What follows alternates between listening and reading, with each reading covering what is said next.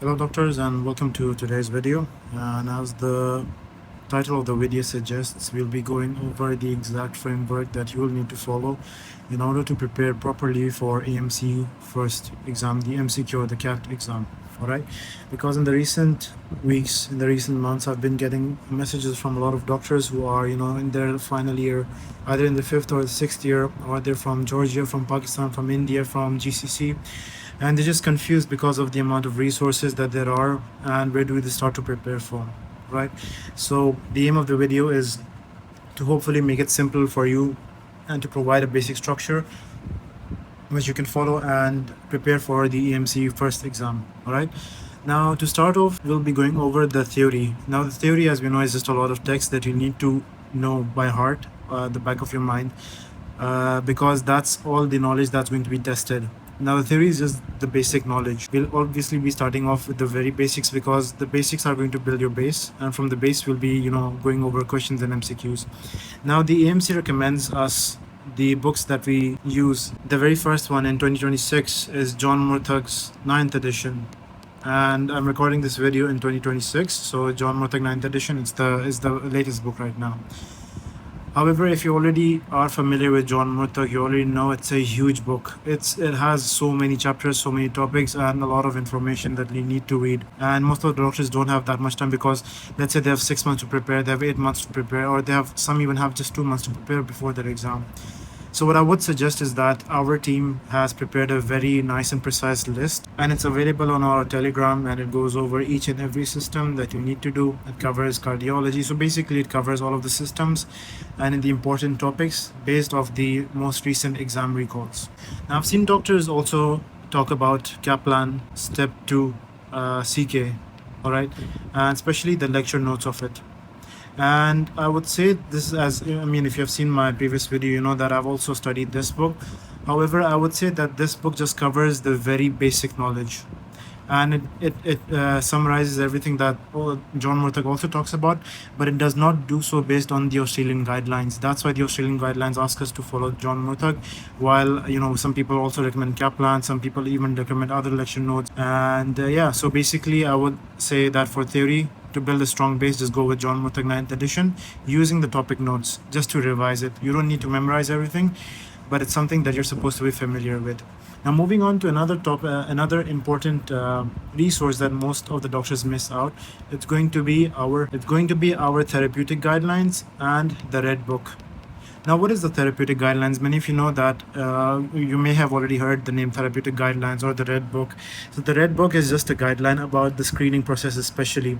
And a lot of the questions in the MC Step 1 are going to focus on the colon cancer screening, the breast cancer screenings, the prostate screenings, and screenings based on the risks of the patients. If it's high risk, when do you do it? Especially for skin cancer, I've seen questions in my own exam. I had questions about skin cancer and screening. So where do you find it? You find it in the Red Book. Now, as for therapeutic guidelines, the therapeutic guideline follows is going to tell you about the diagnosis, the treatment, and the management. And it also in diagnosis also has the investigation. So questions about which is the next investigation, the best step, how do you treat it, what are the drugs, it's all covered in therapeutic guidelines as well based on of that year. So you need to check up the just guidelines. However, so Red Book is, it doesn't have fees to it, it's free. But therapeutic guidelines, it has it's paid. I don't remember exactly. However, if you're from part of the world that is financially struggling, you can email them and tell them that I'm from this country, I graduated this country, and I'm practicing over here, so it's expensive for me. And I've seen a lot of doctors get free access to therapeutic guidelines. So just to summarize, build your base from John Murtagh and these two therapeutic guidelines and the Red Book, and use the free checklist that I've provided in the Telegram group. And again, the link for the Telegram group is going to be in the description below. And guys, if Telegram is banned in your country, just use a VPN and access it right now. All right, moving on to the MCQs. Now there are two types of MCQs. The first one, which is the most essential and the free one, it's going to be the Blue Book. All right, now that the Blue Book, you've already heard about it at this point. If you're in the middle of your preparation, or if you're starting off, the Blue Book is a book of MCQs. It's called the MCQ handbook, and it has solved MCQs in it.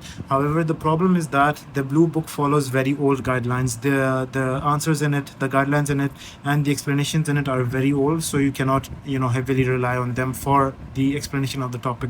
But you will need to memorize those answers, because it doesn't just help you just taking the right answer, answer, but you may know that time is vital while you're answering for your AMC exam. So it's going to save you some time.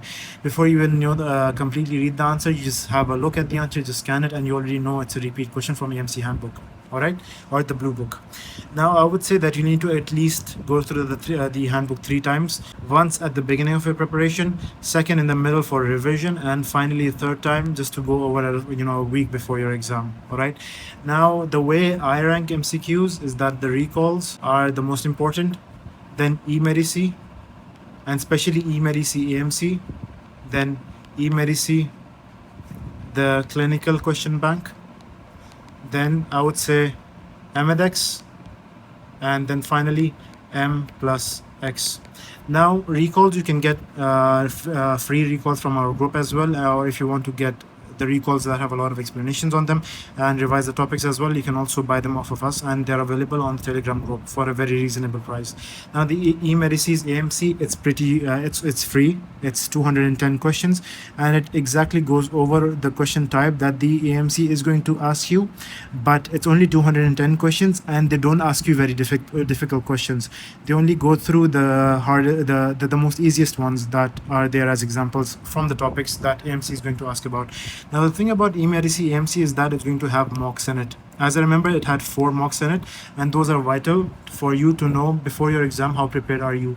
Guys, if you're not prepared for your exam and you feel like you're not at the caliber yet, I would suggest myself that it's better that you delay the exam instead of just attempting it and then failing the attempt, and then going over that mental and emotional turmoil, paying for the exam again and traveling again. So I would say that mocks are very important. Then eMedici's clinical question bank, it is important as well, but it has 4,000 questions. Now this 4,000 questions, not all of them are important, but only if you look at the topics that are again available on the Telegram group, or from the topics that that the AMC is going to ask you about, just focus on that. So these questions become around 3,000 questions. So those questions are very important as well. All right, so focus on them the way that they are, because these eMedici's clinical questions, they are very similar to what the AMC is going to ask you about, and we have had questions that were directly taken from eMedici and were repeated in the exam. All right. Now MEDEX is good as your your daily, I would say daily do like 50-60 questions from MEDEX, just read the explanations, but I wouldn't suggest MEDEX as the main focus in the beginning. Then M plus X, I've done it in the beginning, but it's I think it's not as up to date or not as proficient and efficient in explaining the topics as the resources before that. All right. Now moving on to the notes and mocks. Now these both important factors of your preparation come towards the end of your preparation. So now notes are going to be divided into 2 different types of notes. Firstly, it's going to be high yield notes, and the second is going to be revision notes from topics that you're weak on. So how do you find out that what topic are you weak on? Is that you do mocks. Towards the end of your exam, every single day or every second day, you'll need to attempt mocks. So I was doing mocks every day. Try to do my best, but sitting for 3 hours and correcting my papers would be difficult. But at minimum, I would be doing it every other day. So doing the full mocks. And I didn't just begin with just, doing 250 questions directly. No, I started off in the beginning by doing 50 questions first, then moved to 75, then 200. Then finally to 150, then finally to 250. And that's how I built up my stamina for attempting these questions and sitting in the exam hall for that long. All right. Now, after you find out, what topics you're weak on, you'll have to go back and do revision. Doing revision from your own notes is good, but you'll need to also have notes that are one-liners, and that's where high yield notes come into play. So high yield notes are basically just one-liner notes that focus on only the important parts that the AMC is going to ask about. And on our Telegram group, we also have a high yield group that you can enroll in, and that's it's specifically designed for up to 6 weeks before your exam. It has a lot of revision notes, and it also has 2 months of recalls. All right, so this is basically it. That's how you start off with your theory. You get the checklist and go over John Murtagh and go over the Red Book and the therapeutic guidelines. MCQs, you start off with the blue book and also add recalls and eMedici's AMC to it. Then for the notes and the mocks towards your end of your preparation, you need high yield notes or rapid fire notes, and then you'll have to do revision notes. And revision notes, you focuses on the topics that are weak on. The way you find out is by doing mocks. All right, hope you guys enjoyed this video. I'll be posting more focusing on how do you book your exam and how do you select a date, because selecting a date based on the government campaigns for the vacancy is very important, so that your result day can align with the days that the campaigns begin. All right, thank you.